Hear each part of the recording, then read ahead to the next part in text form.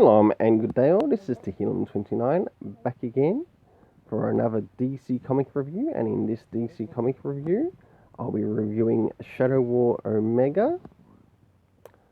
So as you can see here, I have cover 1 and actually cover 3 on display.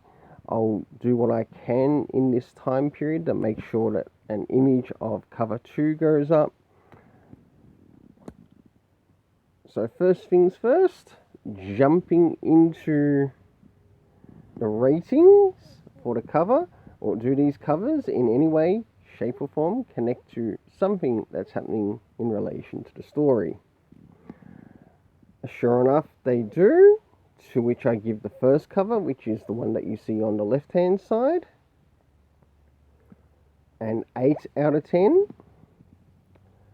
For the second cover, which I hope you can see here, if not, I'll count backwards from 5 so you can see it when it goes up. 5, 4, 3, 2, 1. So hopefully in that time you saw the image for cover 2, to which I give a 9 out of 10. And last but not least, for cover 3, I give an 8.5 out of 10.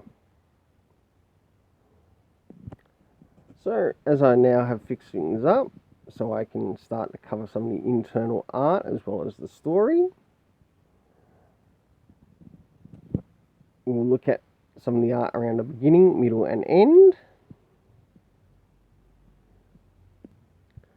So, this is some of the art around the beginning, to which we get to see the character of Geoforce.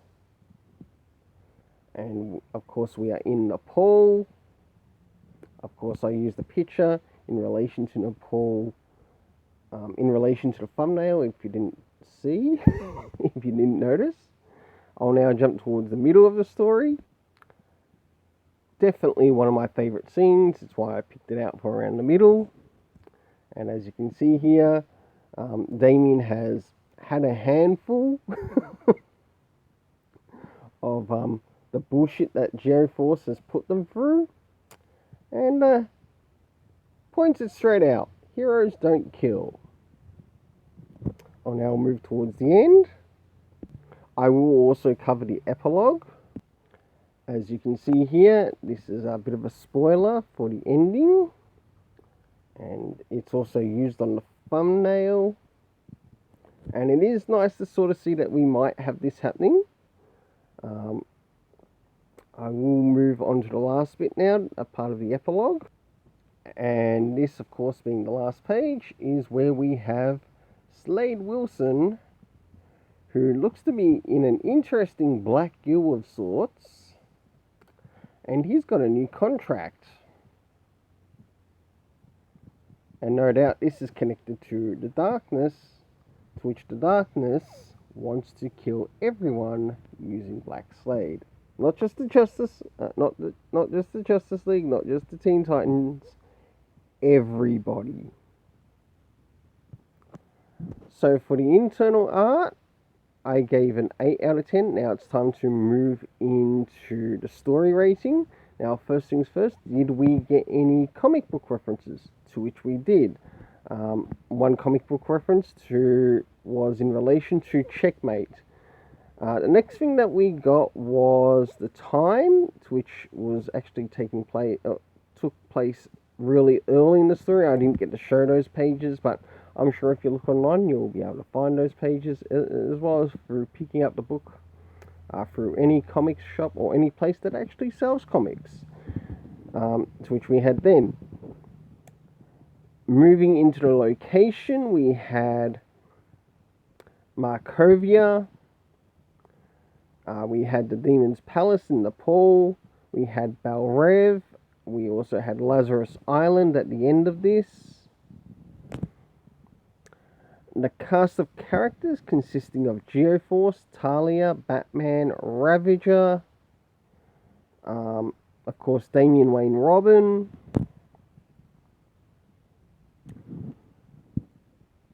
we had Ghostmaker, we had the Secret Society, we had Angel Breaker, and last but not least, Black Canary. Now, I've got a bit of a rant here, and this rant is in relation to Geoforce in this. Now, I know that there was something that came over from the last issue into this issue, to which you hear Geoforce somewhat bring up, whilst he was in his gear, that one of the things that he was sort of pissed off was that Batman basically shagging Talia. That is the friggin' lamest excuse I have ever heard from a so-called villain like him. Like, what? Batman's not allowed to have a shag? Come on. Grow some balls. Another thing too is that it was Mark Shaw who ordered the destruction of Markovia, not Talia, when she finally took it over. So whilst this was happening, before Talia took over, Mark Shaw was already making somewhat preparations to self-destruct. And Talia herself wouldn't do anything in reference to Markovia beforehand. If anything, for Geoforce to think that Talia would, he's somewhere lost the plot a bit. Yes, Leviathan is Talia's, but it was taken over by Mark Shaw. So therefore, Mark Shaw is responsible for the destruction that happened in Markovia. It is not Talia's fault. So why didn't he go and kill Mark Shaw? It would make more sense if he killed off Mark Shaw instead of killing off Talia. At least then, Talia would have gotten Leviathan back quicker than what was actually shown in the Bendis Leviathan, let alone Checkmate run. Like, if he really gave a friggin' shit, he would have killed off Mark Shaw, therefore handing Leviathan back into Talia's hand, to which Leviathan beforehand wouldn't do jack shit to Markovia. No, that's something Brian Michael Bendis brought in. Especially when it was taken over by Mark Shaw. Once it returned, Mark Shaw went into self-destruction. A part of that self-destruction led to what happened in Markovia. Right, I can understand Mark Shaw being pissed off at Deathstroke.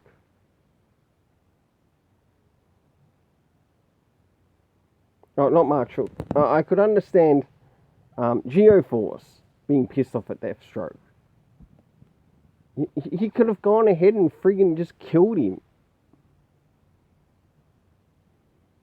Even if it was in one of his secret bases. He could have friggin' killed him. Looked him in the eye instead of... Well, Damien does bring up the fact that, yes, how Geoforce went about all this, he was in fact a coward. Hiding behind someone else's apparel. Yes, he's a coward. Like, if he was that much of a so-called hero, why didn't he do it in his hero gear? Oh, because he's not a hero. Because he's a stuck-up prince that needs a right spanking.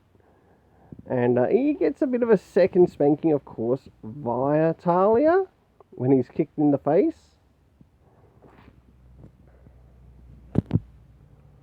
So in that, yeah. And that's my little rant in regards to Geoforce. Now, moving into what's happening with Deathstroke.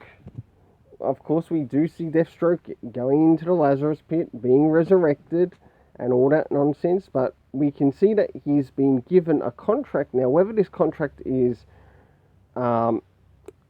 connected in relation to the darkness because of his dark appearance when he came out, or could it actually be connected to the demon Razor? That's a possibility too. So what is Razor's connection to the Great Darkness? Well, until then, let's keep it colourful and have yourself an awesome day.